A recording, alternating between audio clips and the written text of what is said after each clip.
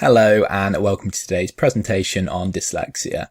I'm Declan, a CAMHS assistant psychologist and equality, diversity and inclusion champion within my clinical team.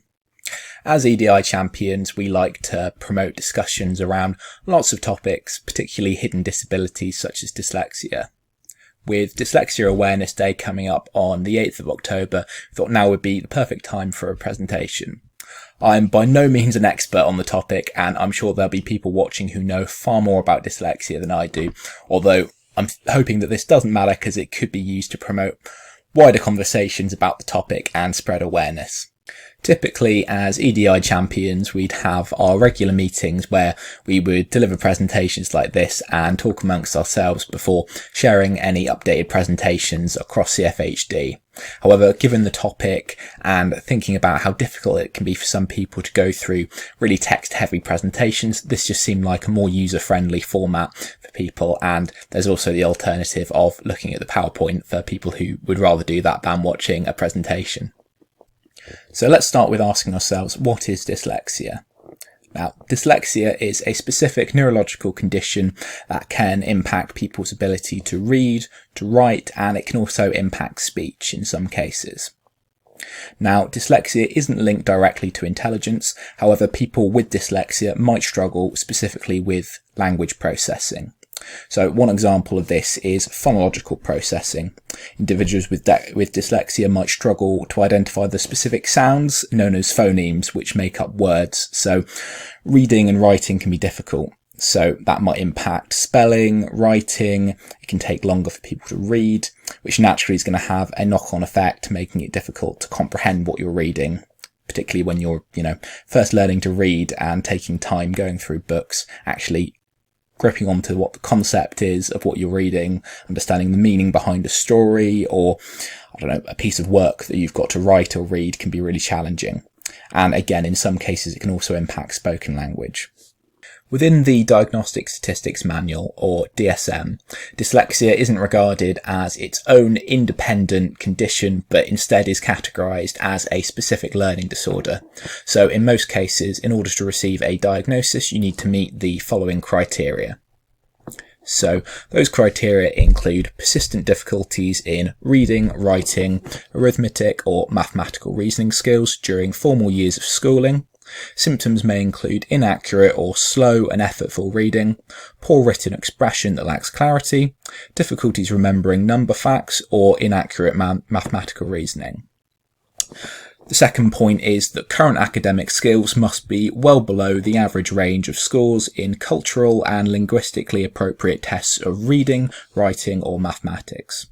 Accordingly, a person who's dyslexic must read with great effort and not in the same manner as those who are typical readers. The third point is that learning difficulties begin during the school age years, although that's not to say that you couldn't go on and be diagnosed later in life with dyslexia. And the fourth and final point is that the individual's difficulties must not be better explained by developmental, neurological, sensory or motor disorders and must significantly interfere with academic achievement, occupational performance or activities of daily living. If you're looking for a simpler way to describe dyslexia, perhaps to a younger person who's undergoing an assessment or who's recently received a diagnosis, if you follow the following link, there's quite a helpful video. Your brain is amazing, and nobody else has one quite like it. Although everybody's brain looks the same, they all work differently from each other. Just as we all have different colour skin, hair, and eyes, we all have a brain that's individual to us. Like a fingerprint, we have different personalities, tastes, strengths, and weaknesses. Our brains can even see and understand the world in different ways. One of those ways is called dyslexia, which affects how the brain handles information it sees and hears. Dyslexic people may find it difficult to match letters to sounds and to remember how to spell words. They may even see letters moving around when they're reading. They might have trouble telling left from right. Remembering lots of instructions can be especially hard. They may need more thinking time to remember the right word. Chicken! No, wait. Duck! As well as memorizing sequences. It may be difficult for them to hold a pencil and to write by hand. Even organizing themselves can be difficult. But everyone with dyslexia is different. It can affect how people feel about themselves. When they struggle with a task that other people find easy, they may feel frustrated, angry, or sad. Some dyslexic people try to hide their difficulties because they are worried about what others will think of them. However, thinking differently can be a really good thing. A person with dyslexia may be very good at seeing patterns and solving problems, imagining and rotating objects in their heads, telling stories and making people laugh, taking things apart, understanding how they work, and figuring out how to put them together again. Inventing, drawing, painting, and making things. Seeing the bigger picture. Dyslexic people can do a lot of things. They just might do them in a different way to how others would, and many of them have even become famous for it. There have been many famous dyslexic inventors, writers, scientists, business people, astronomers, paleontologists, actors, cooks, singers, artists, architects, and so on. Dyslexic people have changed the world. See dyslexia differently.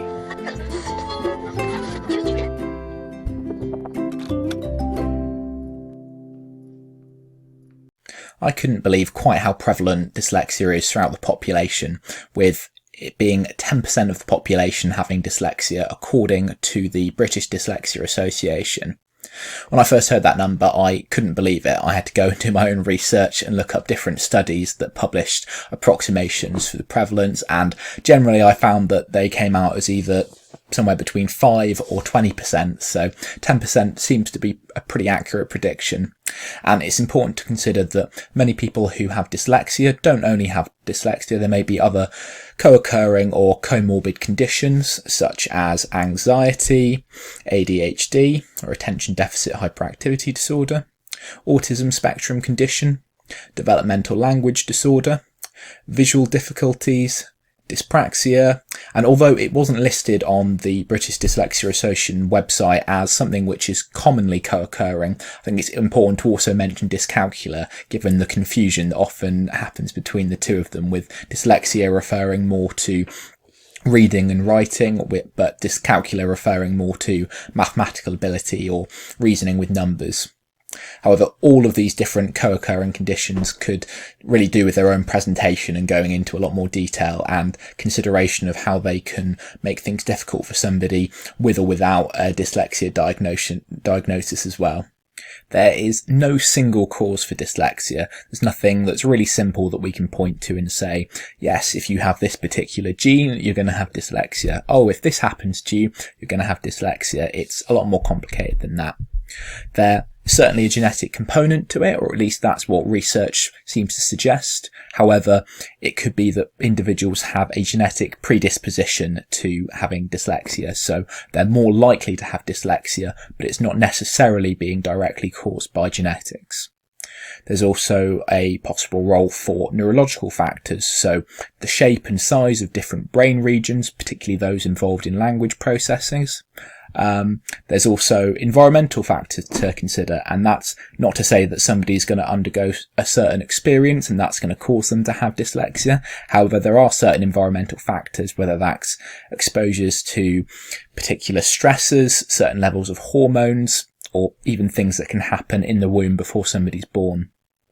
And as we've already talked about, there are certain cognitive processes such as phonological processing. There's working memory, the ability to hold information such as words that you're reading in the short-term memory in order to process it and make sense of it. There may be difficulties with attention or even with visual processing. Unfortunately, in most cases, people aren't simply given a diagnostic assessment and then immediately told whether or not they have dyslexia. It tends to be a much longer and more confusing process than that, with somebody maybe wondering, oh, I wonder if I could have dyslexia, or maybe, for instance, in younger children, it might be that a parent or a teacher starts to wonder if somebody's difficulties could be explained by dyslexia. So that's where different tools like screening tools and checklists can come into practice and be helpful as an indicator of how likely somebody is to actually have dyslexia. So screenings could take the form of a computer test or even a physical form, which is given to a child to complete, or an adult if you are curious about it yourself or seeking support. And then checklists can be used. These are available on the British Dyslexia Association website for people of all different ages. It might be that you are going through one and answering questions about yourself, or it might be that you find one and you're answering questions about other people in order to determine how likely you or they are to meet the criteria for a dyslexia diagnosis. However, that's not a diagnostic tool. If all of the screenings and the checklists are making it look likely that somebody could have dyslexia, that's when you might go on to access an assessment. So this could be done by a educational psychologist for somebody who's in school or an educational environment, or it could be done by a psychologist specialising in specific learning difficulties, or it could be done by a teacher with a special qualification that enables them to do this. Or it could be in later life, you might be an adult who has been perhaps missed at school and you're curious. And if that's the case, the British Dyslexia Association do offer a service where they can pair you up with somebody who can complete an assessment. However, this does need to be funded. And in some cases, this can be done by employers, or if you're in a higher education institution, that might be funded through them. Otherwise, you might need to come up with the funding yourself, unfortunately. And now for the most important part of the presentation, and that's considering how do we actively support individuals with dyslexia. So I thought we'd think about considering school or other educational environments. And the most logical place to start there is thinking about teachers, and teachers have expressed a real lack of training and resources being given to them in order to be able to help with young people with dyslexia, particularly when you might be struggling in a classroom with 30 plus students, many of whom might have additional learning needs. So if we can educate teachers so that they're more aware of, what is dyslexia, what are the different things that we can do in a classroom environment to support them, that could go a long way. And it could also play a part in that early diagnosis and detection and support being offered to people with dyslexia, because until it's recognised and picked up by perhaps a teacher or a parent, then we're not going to be able to realise, oh, this is why they're having problems in this area, and we're not going to be able to offer that individualised support. And that's where personalised education plans can come into place and be really helpful, making sure that somebody with dyslexia or other additional learning needs isn't just being given the same standard education plan as any other pupil, as we know that they struggle in a specific area and therefore are going to need to be treated slightly differently in order to maximise their chances of achieving academically. And one of the things that can be helpful here is adaptive or assistive technologies. It might be something as simple as giving somebody a laptop so they can have, their spelling and their grammar checked rather than physically handwriting things. It might be simply verbally explaining something to them rather than asking somebody to read a chapter in a book when that's something they're really going to struggle with if they have dyslexia. It might be knowing that certain people with dyslexia, whether it's related to dyslexia itself or a comorbid condition, they struggle with their visual processing, so certain colourful screens can be helpful when you place that over text, which make things a lot easier for people to read. And it can be those really, going above and beyond those extra and above and beyond with those additional things like one-to-one support in the classroom with a TA, or it could be having some one-to-one tuition, maybe by somebody who's a specialist in dyslexia who really recognises what support they need, particularly with English, reading, writing, spelling, to really help people to keep on track and perform as well as they possibly can. Now, it's equally important to consider people's emotional and psychological well-being within school. Having, a teaching assistant, extra classes, extra use of laptops and things like that can really make somebody stand out, and it can impact people's self-esteem feeling different. And a lot of research studies have shown that a continuous theme that comes out is having a lot of peer support. So, that really just goes to show how important emotional well-being is in an educational environment.